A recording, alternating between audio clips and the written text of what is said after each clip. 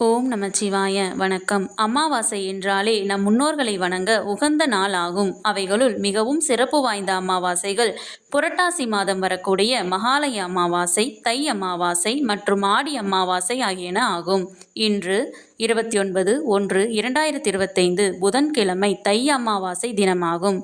இந்த புனிதமான நாளில் உங்கள் முன்னோர்களுக்கு தர்ப்பணம் கொடுத்து அவர்களை வணங்கினால் அவர்களின் ஆசியால் உங்கள் குலம் தலைக்கும். பூர்வ புண்ணிய தோஷம், பித்ரு தோஷம், புத்திர தோஷம் ஆகியன நீங்கி அனைத்து செல்வங்களும் கிடைத்து வாழையடி வாழையாக உங்கள் வம்சம் சீரும் சிறப்புமாக வாழும்.